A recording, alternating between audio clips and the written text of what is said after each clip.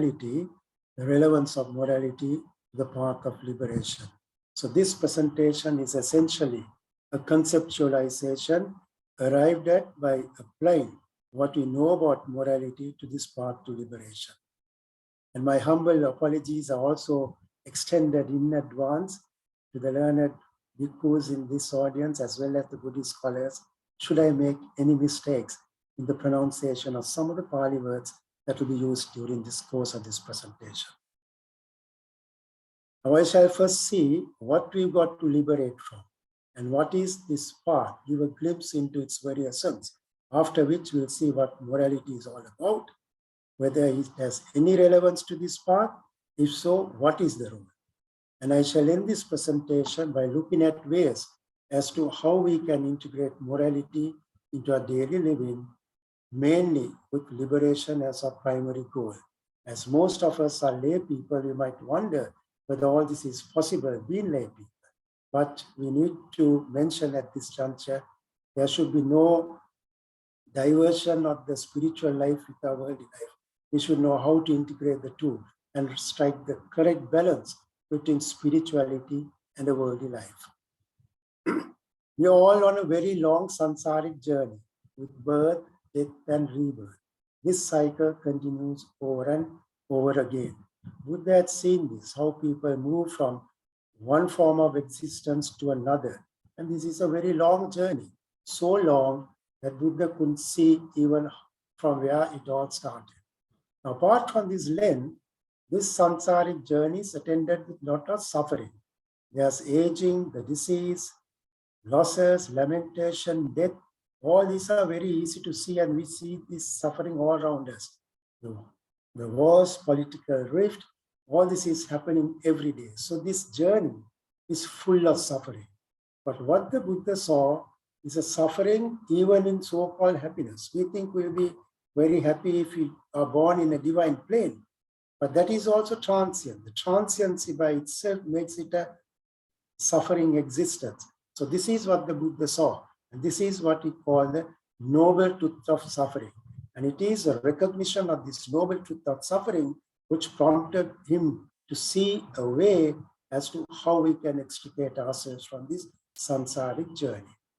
Another thing of concern is this samsaric journey is very dangerous. Just because you are born as human beings now, leading a fairly reasonably comfortable life, that doesn't mean next birth also will be like this. We can go down to animal kingdom or fall right down even to a very low plane of existence like the hell.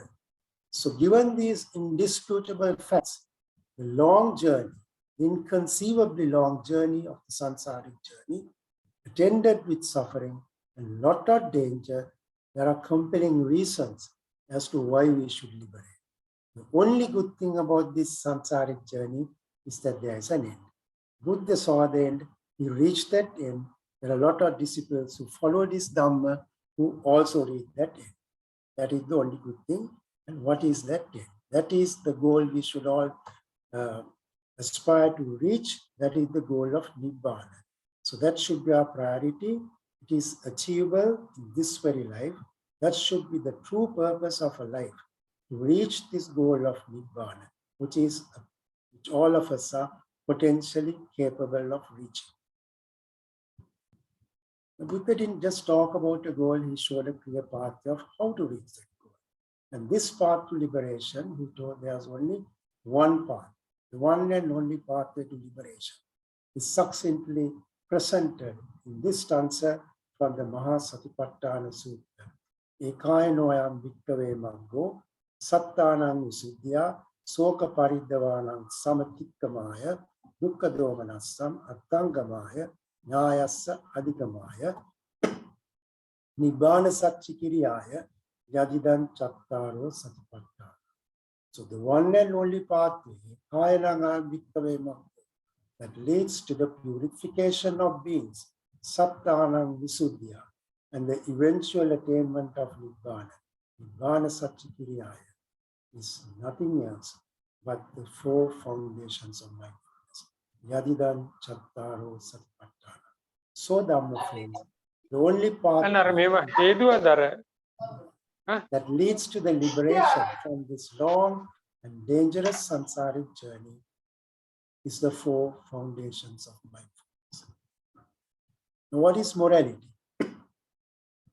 Morality in Pali is called sila. It's also called virtue, vinaya, ethical conduct, doing good things but not bad deeds, good behavior but not bad behavior, engage in kusala karma and avoidance of akusala karma. So there are a lot of words to describe morality in different ways. And all this will have, subtle variations in the thought and depth of meaning. But whatever the connotations are, morality very simply means a principle of human behavior designed to promote peace and orderly behavior. And it has been advocated in all religions, not just Buddhism, Christianity, Hinduism, Islamism, and people even without religion advocate morality. And it is something that existed even before the time of Buddha. And very often, this morality designed to improve, bring about peace and orderly behavior in the society is implemented by giving us a list of actions to abstain from. Don't do this, don't do all this. And then laying down certain codes of conduct, which may be specific for certain institutions. Now let's see whether there's a link between morality and liberation. Now the Buddha stated clearly that the only path to liberation are the 4 foundations of mindfulness. Now one might wonder whether there is a role for morality in this path to liberation. All what I can say is give an open-ended answer to this question. It's an yes and no. Let's look at this issue now. Why do we say morality has no role in the path to liberation? If you look at some of the historical events, Buddha delivered his first sermon way back soon after his enlightenment in Isipatana Nikadaya, the dear grove in Isipatana. But he didn't administer precepts before giving this sermon. Despite that, his ascetic Kondanya, who was one of the 5 in that audience, attained Sotapana at the end of this sermon. And as far as I know, Buddha has never administered precepts before any sermon. He ensured that the people who listened to the sermon were comfortable, relaxed, not hungry, and then delivered. And most of them attained states of Nibbana, liberation, various states of liberation, though they were poor, the rich, were from very low levels in the society. They were not professors and lecturers and people with a lot of qualifications. Just ordinary people in the society attained these various states of liberation by listening to his sermons and following Dhamma. And Vinaya also was not prescribed for about 20 or 25 years after his enlightenment. So this again raises the question, is morality really necessary for us to live? Let us look at this issue a little bit more critically. Taking the same historical events, what is clearly apparent is that this first audience to whom the Buddha delivered this Dhammacakkappavattana Sutta were all ascetics. So in other words, they were already observing moral values. And the society in Buddha's time in that era had a very strong desire for liberation. They were disciplined, searching for the truth. So there was really no need to instill discipline to a society that was already disciplined and following a moral pattern of life. So if there's any contention as to whether morality has no role in this path to liberation, ceases to be tenable.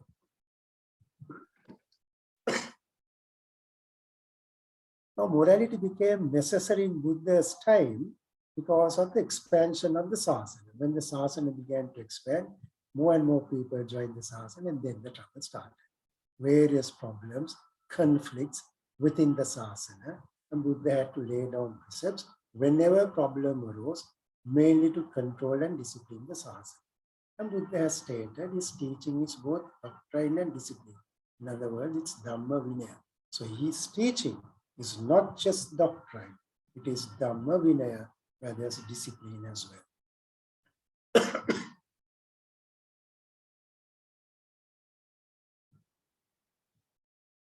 Now, as far as the contemporary society is concerned, we live in a completely different era, where there's a lot of social degeneration, deterioration in social values and standards, and unethical behavior is rampant. Any institution from head to toe, the head of the institution, right down to the low levels of the staff, it's all corruption.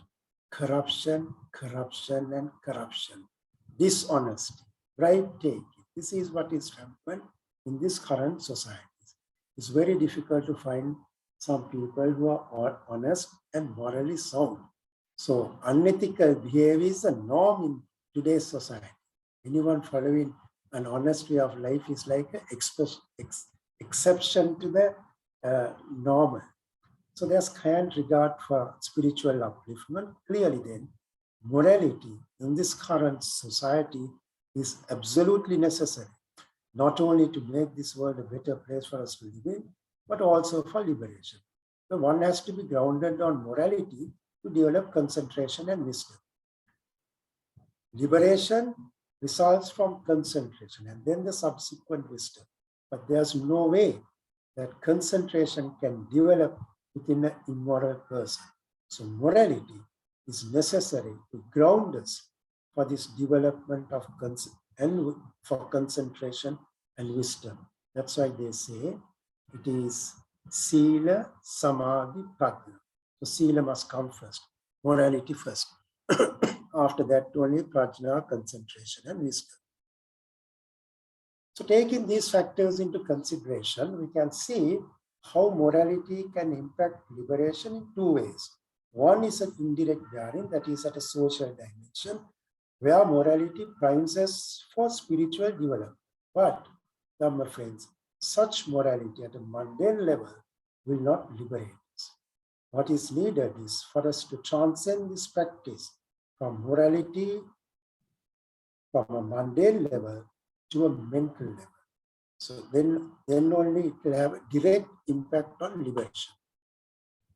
Buddha showed clearly, was very explicit in that utterance, that there's only one pathway, ekaya no amnikaya. Mindfulness is the key to liberation. See, that is the case. And if morality is to liberate us from this samsaric journey, it is necessary for us to see how we are going to integrate morality to mindfulness. That is of fundamental importance if morality is going to liberate us. We need to integrate morality to mindfulness. Let's take the social dimension of morality first. There are certain lot of benefits in leading a life of morality. It brings so much of harmony, not only in the family, the society, and in the entire world. Just imagine what this world would be if 50% of the people abstained from killing and did not steal. There's no question of there being wars. There isn't a single day on this planet Earth where there isn't a war taking place somewhere. That is the scale of violence that is rampant in this so-called developed world. Okay, so if people are moral, these things will not happen. Now, very often, control of the society is imposed by law, and people adhere to this moral behavior because they fear the punishment.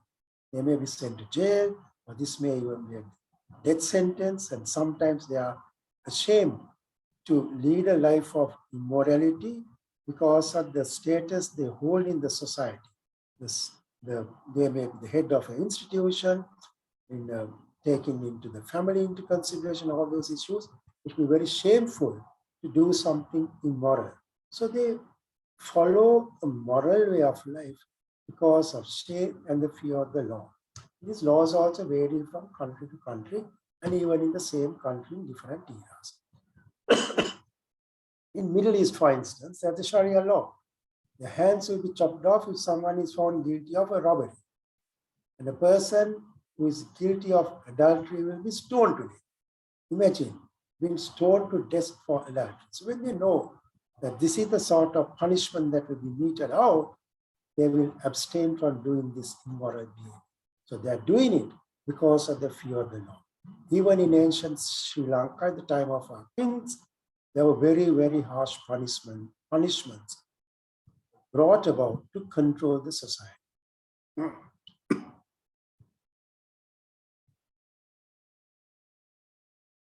A little over a decade ago, we went to USA for my son's graduation. And during that time, we wanted to see the Grand Canyon. So we were driving through, which was taken in a coach. It was a conducted tour. And when we came to the state Nevada, we had to pass through a city called the Golden City. And that coach driver came out with a story which really intrigued me. As we were passing this Golden City, he told us, some decades ago, there was a lot of violence in this Golden City. So much of violence, they were killing. Killing was nothing. Slightest argument, they pull their guns, shoot everyone. They were trigger happy. Guns were there, pistols were there, a lot of violence, a lot of killings. That was the state of the Golden City some decades prior to that. How is it? I was thinking of my school days and my undergraduate days. When you watch these Wild West movies with Clint Eastwood and Lee Van Cleef, he will come and pull the trigger, pull the whistle and say, this being a Magnum 44. It will blow your brains clean off, and bang, bang, bang, all are killed. They drop like flies. So Boulder City was something like that in the current era, not in the Wild West time. What did the authorities did?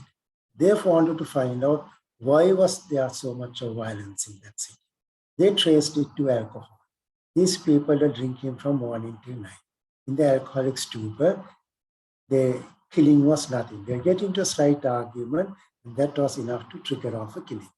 So what did they do? There was a problem. They identified the reason for the problem. That was alcohol. So they banned the use of alcohol in Boulder City. Not in the entire state of Nevada. It was only in the Boulder City. It was Matata Tita. But there the Matata Tita was real Matata Tita, not like in this country. This country also we have Matata Tita, but resulted they opened more taverns because those are owned and patronized by the politicians, owned by the ministers. But in Boulder City, they found the problem was alcohol, they banned the use of alcohol, and after that all the crime, violence, killing, everything came down. So Dhamma friends, how are you going to, what way will this social dimension of morality impact liberation? Most certainly to bring about some sound ethical conduct in the society. That is indisputable. But if you take this example, something like the Boulder City, what happened? People abstained from taking intoxicants. There was no violence in the society, so they were very moral. But did it benefit their liberation? I don't think any one of them. Why? Because it was, the volition was tainted. And Buddha has told very clearly, Chetanaham Vikkave Kammam Vada. It's an underlying Chetana, or the volition that conditions karma. So Dhamma friends, if the social dimension of morality is to impact liberation, then our practice must be a conscious conduct of spirituality rather than a practice based on social norms and laws. Now we come to the crucial issue. How are we going to practice this so-called morality? First thing is we have to appreciate that it's going to benefit even at a mundane. Even if you forget about liberation, social dimension of morality will definitely have benefits in the society. So that we have to appreciate. Otherwise, we will not practice at all. And then we have to be able to recognize what is right and what is wrong. And we are expected to do what is right and avoid what is wrong. Sabba papasya akaranam kusalasya upasampata. Sakicca parihojapanam etam buddhanusasana. This is what all the Buddhas told.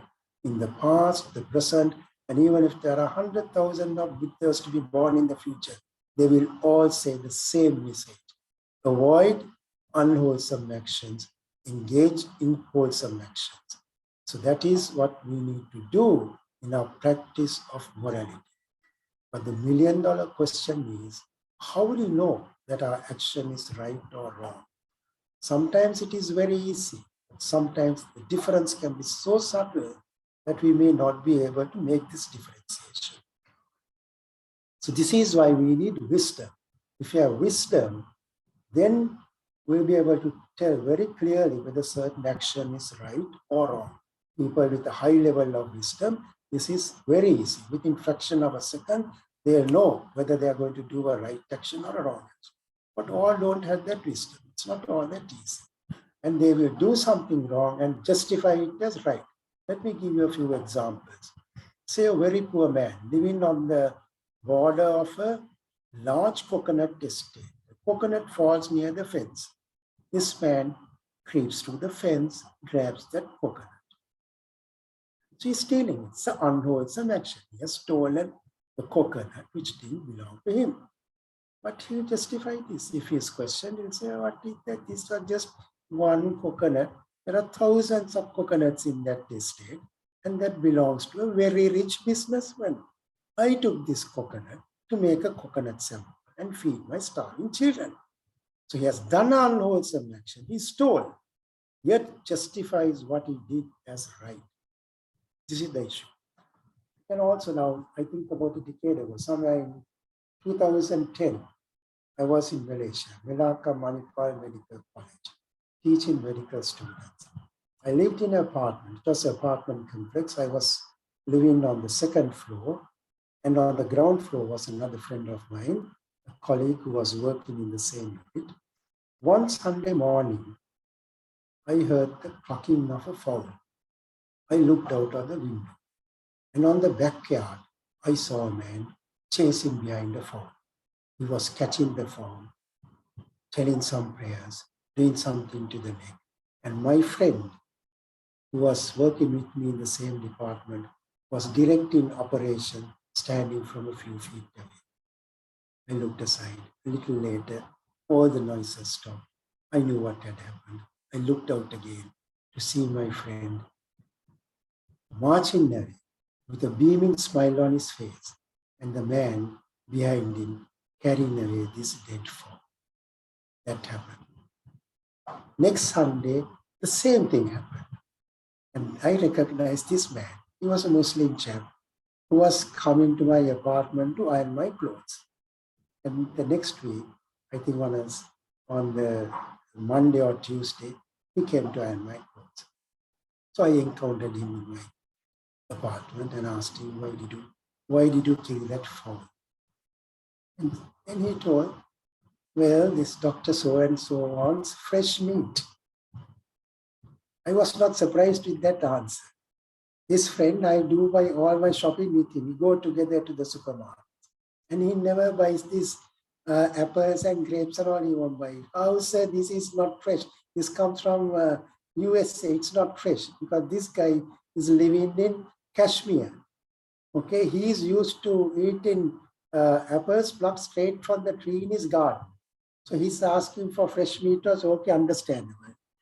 But then I told this man, would you like, this fowl feels a pain. You like if I squeeze your neck? Don't you feel the pain? Yes, I feel the pain.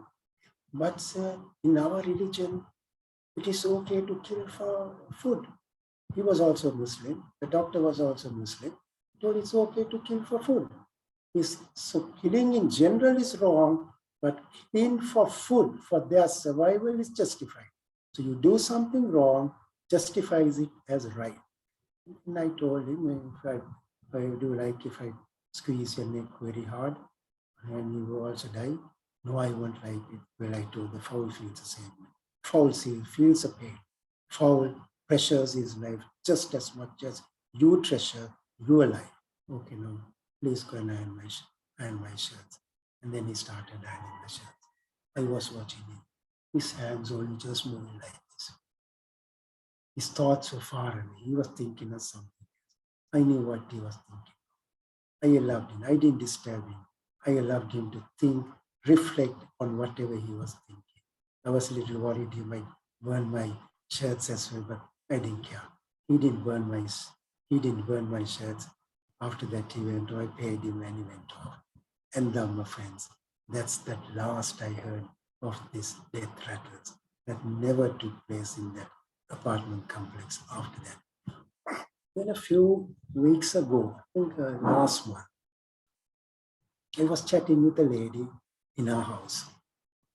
A mosquito landed on her leg, and bang came a hand, scorched and killed the mosquito then and there. And it happened so fast, I couldn't even tell her anything, nor could I stop that action. The mosquito was dead within a fraction of a second. So I asked her, why did you do that? And straight came the answer. That was a dengue mosquito. She didn't think twice. Even before I could finish the question, she answered back saying that that was a dengue mosquito. So she killed the mosquito, justified that as a right action because it was a dengue mosquito. But now the issue is there's nothing called a dengue mosquito. Dengue is transmitted by a mosquito. And only certain species of dengue can transmit dengue. Mosquitoes can transmit dengue. Aedes aegypti and Albopictus. She was not even an entomologist. How did she know this was that particular species of the mosquito? Even an entomologist will have to take a close look to find out what the species was.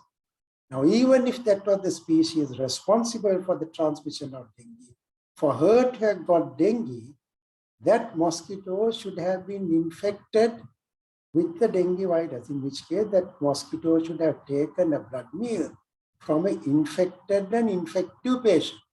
There was no dengue patient in my house or in the immediate vicinity. But these mosquitoes can fly only 200 meters, not miles. Okay, so there's no way, absolutely no way, that she could have got dengue by that bite of that mosquito. Yet she killed the mosquito, unwholesome action was done, and justified that as a right action. So, Dhamma friends, this can be very tricky at times. Though we think the distinction is very clear, this recognition is not all that easy. But then, when you think of the teaching of the Buddha, it's amazing. It's so pristine. And he seemed to have looked into everything. No stone has been left unturned. This is what he told his son Rahula. If an action that does no harm to oneself or any other living being or both parties, that is considered a good action, a wholesome action.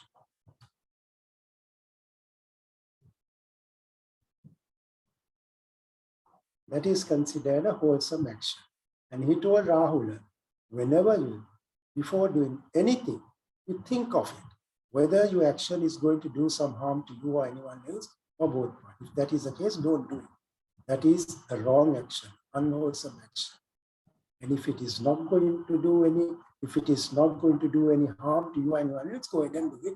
That is a wholesome action. If you didn't think of it before doing an action, think of it during the action. If you miss the bus at that stage also, think of it after you have done action. So reflection of an action, either before, during, or after the execution, helps us to find out whether any particular action we have performed or going to perform is a wholesome action or unwholesome action. So even if you don't have that well-developed wisdom to make this distinction, a discernment of right and wrong is feasible simply by following this. The usual methodology we resort to practice this morality at a social dimension is using these precepts. There are the 5 precepts, 8 precepts, 10 precepts, and even more than 200 precepts. And I don't know why there are so many precepts. As far as I am concerned, 5 precepts are enough, and precepts are also an adjunct to the practice. But the most important thing is to reflect before, during, and after any action, whether it's going to do any harm to yourself or any other living being or both parties. That way we'll be able to discern whether an action is right or wrong.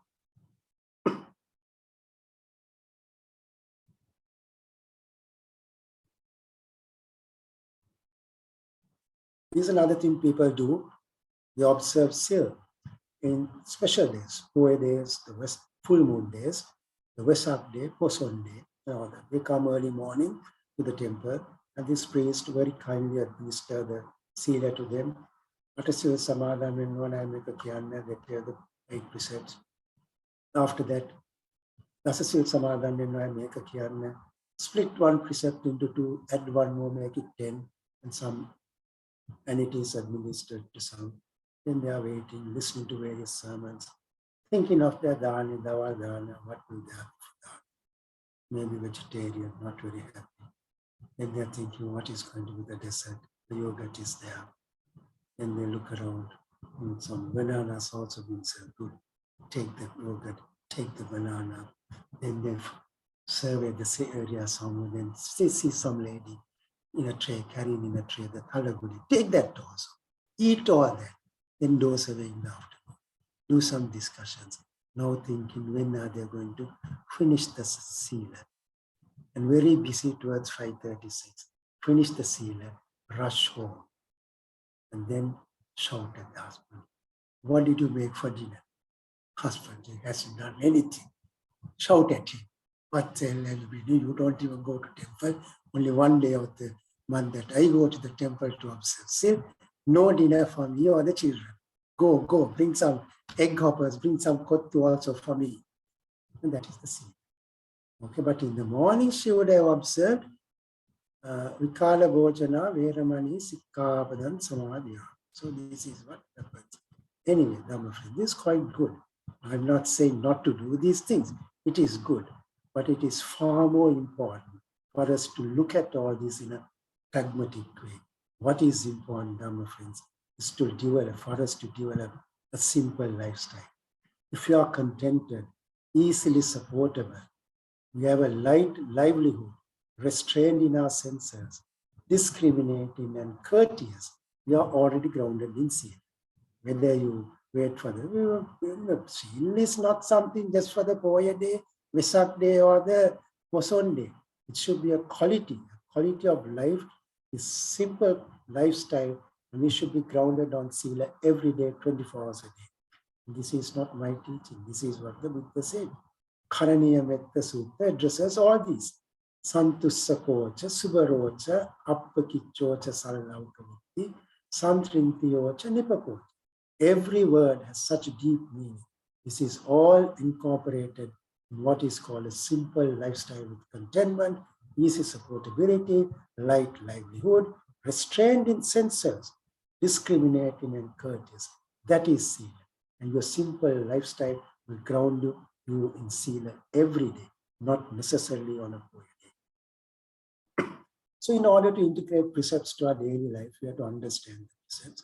But it is very important that we should be able to mold all our daily activities around these 5 precepts. Another thing to bear in mind is these precepts. Observance of the precepts is greatly facilitated if we have these sublime states incorporated into our life, what are called the divine abodes of the Brahma Vihara. Metta, Karuna, Mudita, and Upekka, loving kindness, compassion, sympathy, joy, and equanimity. A person who has these qualities, these are, latent virtues which we all have. With such virtues, such a person cannot kill, cannot steal, and will not engage in sexual misconduct, lie, or indulge in intoxicants. What is that? That is all the 5 precepts. Already observing the 5 precepts integrated to your life, even if you don't observe, even if you don't recite these precepts, if you have these latent virtues well developed within you. And all this is, Dhamma friends, is initiated with charity and restraint. A person who is charitable is not going to steal something from someone else. Charity means you are giving what you have. How can that person steal something from another person which doesn't even belong to you? Now this is dana. Buddha once quoted, if you know the benefits of giving as well as I know, you will never let a single meal pass by without sharing it with someone else. What a simple statement, but look at the meaning. It's so profound, so very profound. If you know the benefits of giving as well as I know, you will never let a single meal pass by without sharing it with someone else. And this is what our monks do. They always keep some food aside before they eat. And elderly folk in Sri Lanka did this. I still have very vivid memories of an aunt of mine who used to come and stay with us when I was a small kid. She always makes a bowl of rice from the plate of rice she was going to eat. Make a pute ballat. And I can remember. She goes on squeezing on it, and the expression in her face, sheer delight, expressed all over her face, because simply by keeping the bowl of rice away for the dog. I also know of a gentleman who always kept some food aside for the cat whenever he ate. The cat also knows that. So the cat comes and sits beside him when he's eating. But no disturbance, waits till he patiently waits till he finishes and then follows him and takes his share. And this gentleman, my friends, lived up to the age of 98 years, had never visited a doctor, not taken even a paracetamol in his entire life. All his teeth were intact even at the time of his death at 98 years. No dental caries, no fillings. He could crush a cube of ice by biting on it. That was the strength of his teeth. And whenever I go to see him, he greets me with a handshake. At the end of the handshake, I have to rub down my hand because his grip is so strong. So laity, do this, people. So practice as lay people, we can start all this sharing in a very simple way. Like the squirrel. One day I was having a banana. I kept a small piece of that banana on that parapet wall. The squirrel came, grabbed it, stood on his hind limbs and held it on his forelimbs and was eating on it. And there's another squirrel came in the meantime. That fellow was waiting for his turn. The squirrel went off. Second squirrel came, took his share. And in the meantime, there was this Labu Girava who landed on this grave. And after the second squirrel went, the Labu Girava also came and took his share, flew off. One bite flew off. Then the miner came, took another bite and flew off. And I was seated in the veranda, sipping a cup of tea and watching all this. It brought so much of satisfaction, peace of mind. And I was wondering how these different species of animal sharing that small piece of a banana, so not even half a banana. And I was wondering, have they also heard what the Buddha has uttered about sharing? So charity, Dhamma friends, is your starting point for your moral development. Look at the scale of destruction and the loss of life.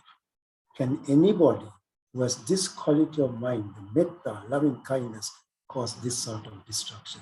There will be no wars in this world, anywhere in this world, if people practice this simple quality of loving kindness, metta alone. Just to share with you another experience I had way back in 1990. I was a physician at the General Hospital in Radhapura. I was living in the government quarters, which was infested with snakes. And all these deadly three species, the most deadliest species of snakes in this country were found there. The crate, Russell's viper, and the cobra. And one day when I came home after my afternoon round, I found this is my servant man. He had killed a Russell's viper. Now I'm holding that Russell's viper, 4 or 5 feet in. Huge fellow. He had killed this Russell's viper. When I was away, I was doing a water round. And he was about to burn this Russell's viper. You can see the bonfire is put up behind the background. So I asked him, why did you kill him? What this Russell's viper found in the kitchen? No, this was not in the kitchen. Where was it found? And he pointed to somewhere there, way back in the backyard, somewhere there. So why did you that was there? No, you don't go to that part. Why did you kill him? No, if that Russell's viper would have beaten me. Anyway, he had killed. There's nothing I could do. On this particular day, a consultant colleague of mine, a pediatrician in California, USA, had come down to Sri Lanka. He was staying with me in the same quarters. So he took a photograph of this. He wanted a photograph of the Russell's viper. And after that, I had to explain to him the identifying characteristics of the Russell's viper. This one you see, by the way, is my younger days. It's good to look at some of our old photos also, so that we know what Anitya is. And by the way, this Kolitha is dead and gone. It is some other Kolitha who's talking to you today. And that is the man, my cook woman. He looked after me very well, doing all the cooking and looking after me. One day, about 3 or 4 months after that, I was going to sleep. I had checked my bed. I was about to switch the light off when I found a snake wrapped around the fan regulator. In these old government quarters, you remember, the fan regulator was a big, like a metal box. And there was a snake wrapped around this regulator. I took a closer look and realized it was a crate. And the crate, my friends, is the most dangerous of all these three species of snake. It bites a sleeping victim without any provocation, and the bitten victim dies within half an hour, 1 hour from respiratory muscle paralysis. So I knew what was going to happen to me if this crate was there. I sleep. I was alone in that room. My wife was in Colombo. I had to give one shot. Ranjit, Menna, Kamare. This guy would have come running with the broomstick, one shot, and he would have killed the crate. Now I had two options. Either call for Ranjit and get the crate killed, or don't kill the crate or risk my getting killed. I did neither.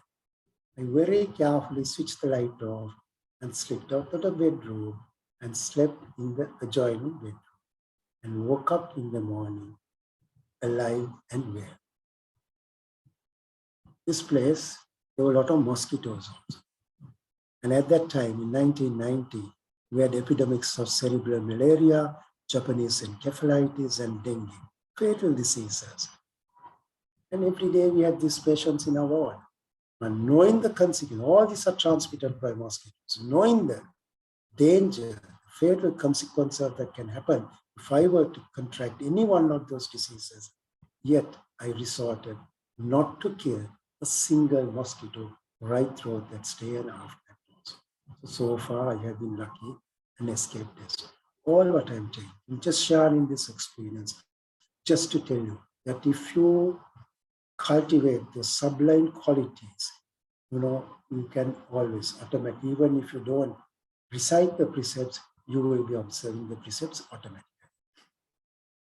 See the exodus of people from Ukraine, displaced from the war. And the people in Poland has to have a lot of compassion, karuna, to accommodate these people. But then compassion must be universal. There should be no discrimination, irrespective of from what nationality these people are.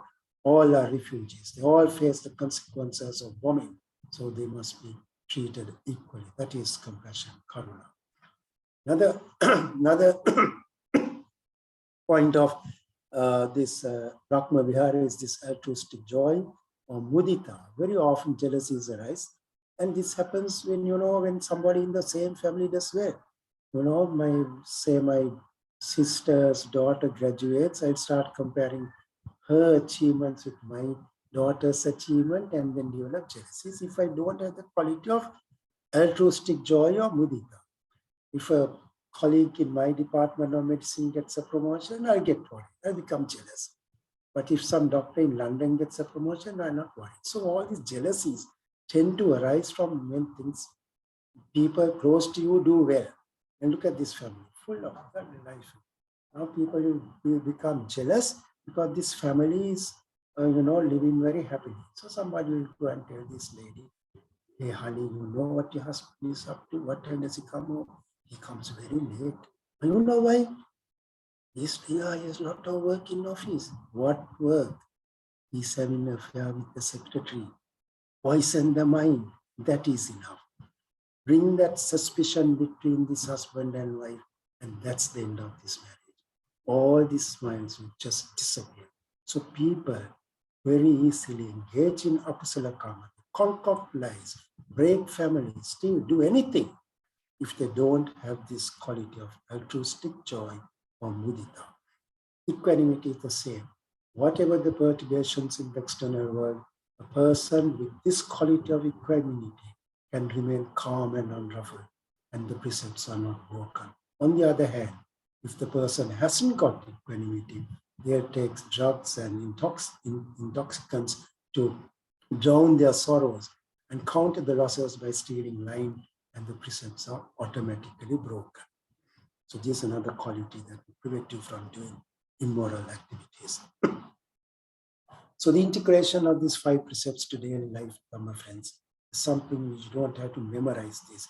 You don't have to recite it like a prayer. But what do people do? Every time they open a new building, the foundation stone for a new building, the poor priests are called and the precepts are administered. When it comes to opening the building also, precepts are administered. Assuming duties, whether it's a CEO, president, or minister, and the ministers like frogs, they keep on jumping from place to place, changing their ministry. Every time they take new office, they call the priest, administer council. But what do? Do they adhere to the precepts? No, they do all the wrong activities in these buildings that are open. The officers, they take assumed it. They do this even for cricketers. Cricketers go on a world tour. Precepts are administered in the departure lounge. What do they do on the field? Fellow feeling at square leg, we run about 20 or 10 meters or one thing, dive forward and take what appears to be a superb catch. Jumps up with all the hands up, thinking that he brought up a brilliant catch. But he knows the ball touched the ground if he got the fingers under the ball. Okay, now the umpires to answer television reviews waste all the time. But they have observed the precepts at the departure lounge. What does John T. Rhodes do? The South African, brilliant cover field. He'll also take what appears to be a brilliant catch. Nobody sees, it was all covered. He jumps up and immediately signals not out. But he wouldn't have observed the precepts in the departure lounge of the Joburg airport in South Africa. What does Adam Gilchrist do? You give that fellow a chance to bat for 5-6 overs and he can't take the game away from him. Short pitch ball, second ball he faced. He just goes past the glove, just grazing it. No deflection, no sound, half-hearted appeal by the keeper, and he walks off because he knows the ball grazed his glove and it is out. So no need for asking for any television review. He was nothing. And he also would have, observed the precepts. So, Dhamma friends, what I want to impress on you is, rather than getting entrenched on these traditions, we should make our practice a way of spirituality. One who's truly treading this path should make all these opportunities to create the space and time for us to search within us, remind us, and resolve and correct and purify ourselves, so that these precepts are not something that to be used as commandments or strict rules. It should be a way of life. Precepts should be a practice rather than trying to practice the precepts. So what is needed is for us to think of the precepts, think deep, and apply it in all our day-to-day activities.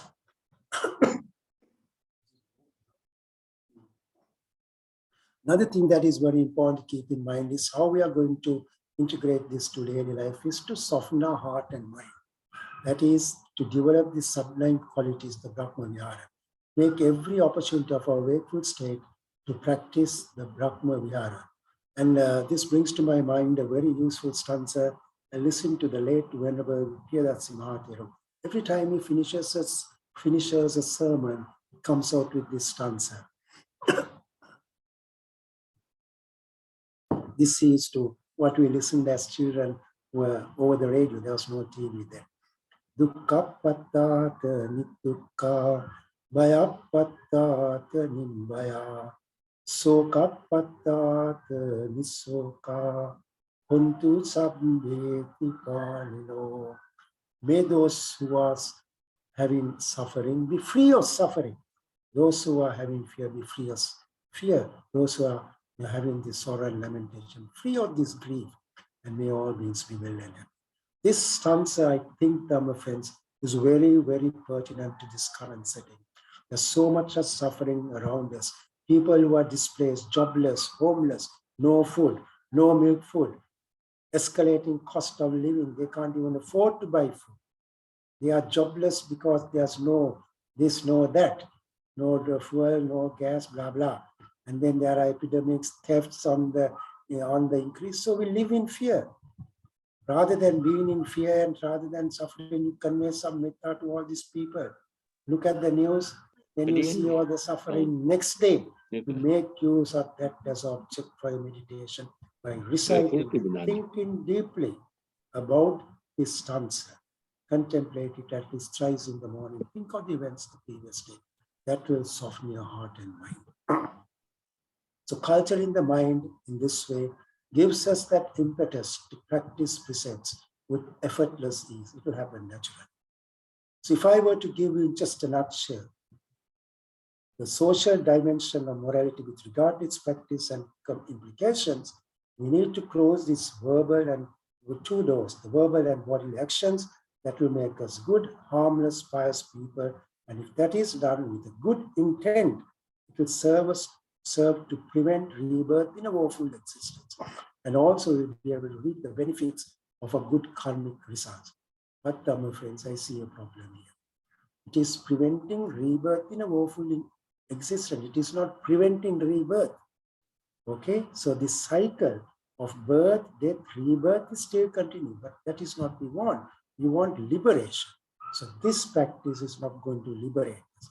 It only provides the basis for spiritual development. And in that sense, morality at a social dimension is an essential prerequisite for liberation, even though liberation itself still remains elusive. Let us now move on to this more important mental dimension of morality, an understanding of which requires us to have a very clear knowledge of the working of our minds.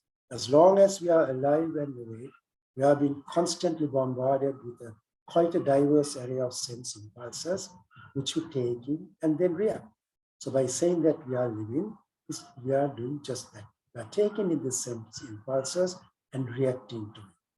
And that is what we are doing right throughout our life, every moment of a wakeful state.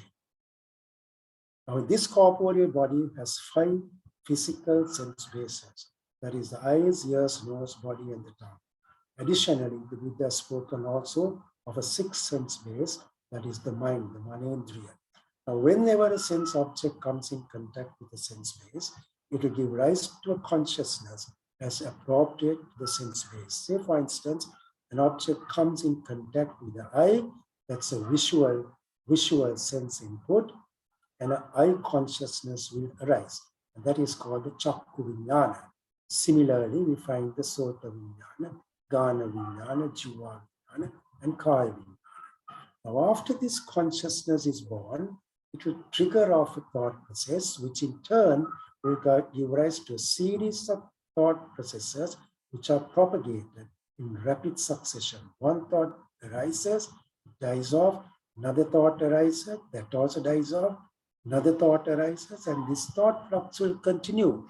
And if unchecked, it will eventually manifest itself in some form of a verbal or bodily action.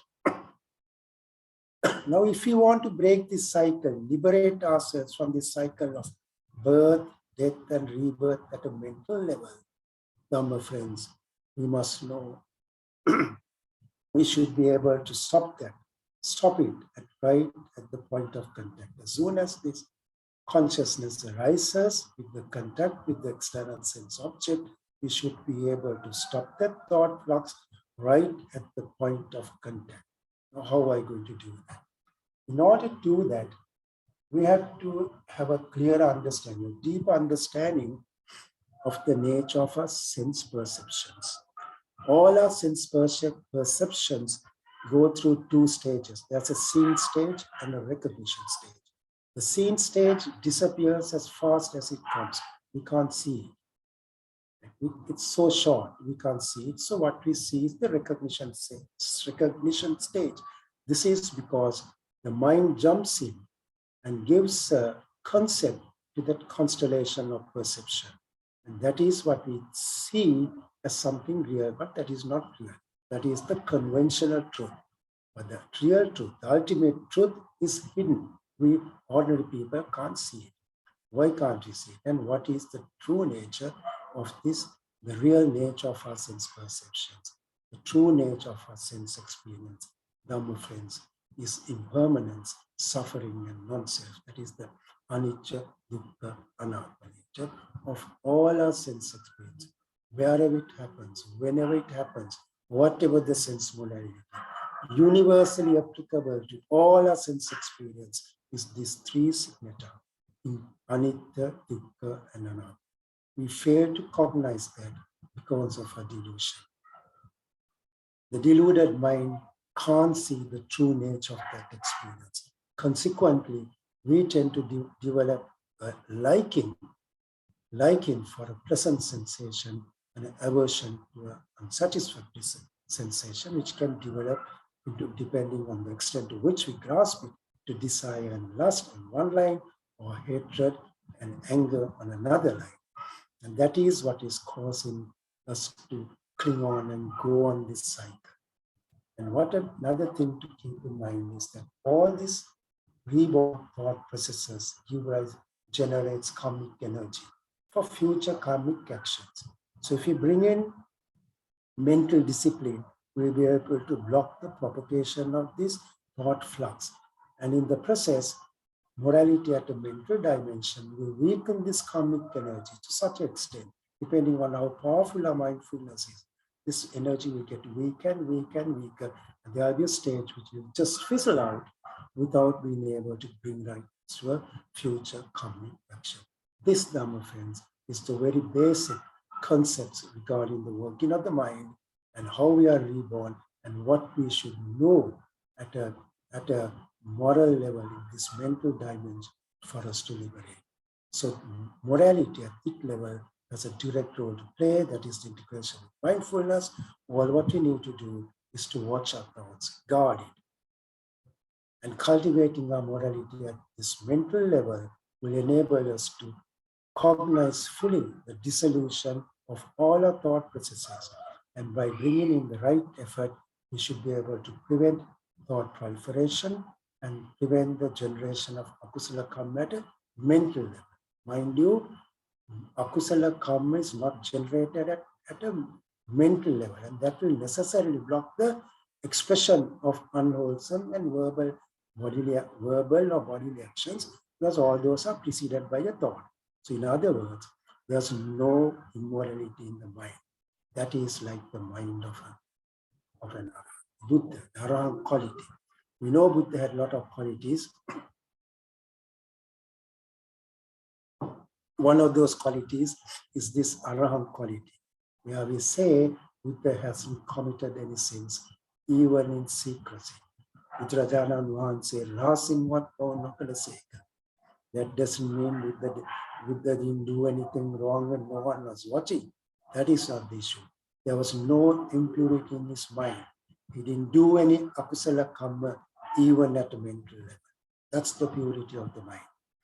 So the Arahant quality is what we should try to achieve by this cultivation of morality at a mental level.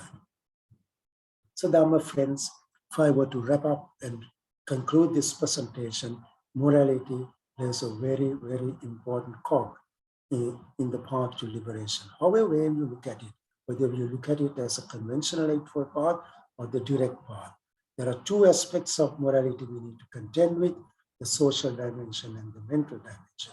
The social dimension of morality as lay people could be followed if we adhere to these 5 precepts, but that will require us to first soften our heart by practicing charity and restraint, and use these sublime states, the Brahma Vihara, to act like a scaffold to capture the 5 precepts, so that all our worldly activities are taking place within that framework.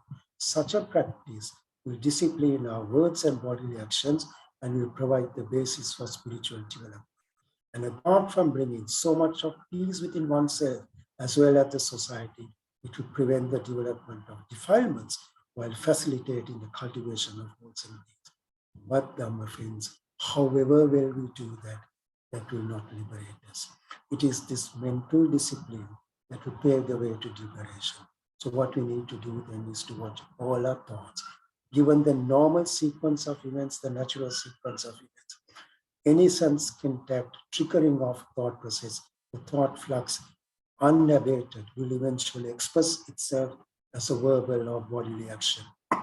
If you bring in mindfulness at this point, you'll be able to block the expression of that thought as an unwholesome verbal or bodily action. But still, the thoughts itself are defiled. So we need to bring about this mental purification by integrating that with mindfulness.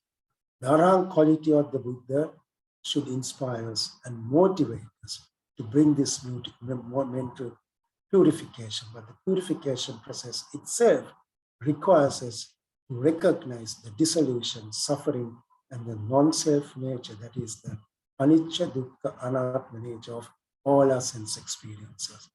So morality at a mental level, depending on how powerful our mindfulness, the quality of our mindfulness, will enable us to develop this deep, penetrative wisdom, to transcend from understanding to experiential realization of all our thought processes as anicca, dukkha, anattma, and the realization of Nibbana, this supreme bliss, this goal of Nibbana.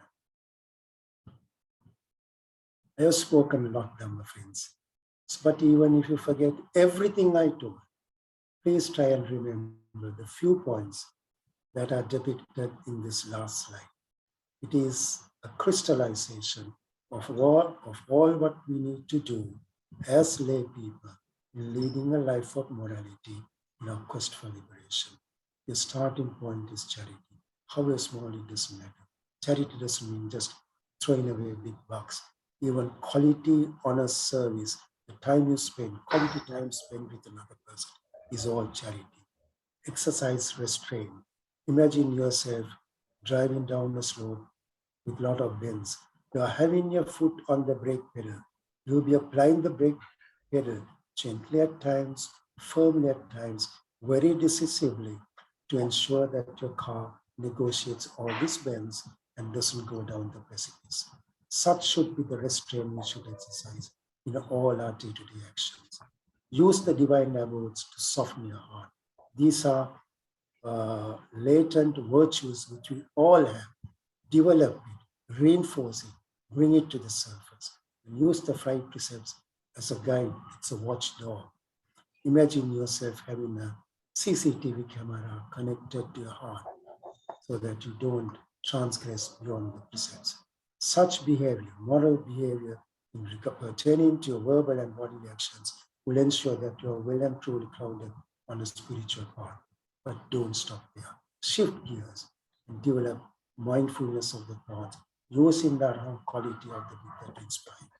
And it is this morality at a mental level that will enable liberation from this long, dangerous, and miserable samsaric journey.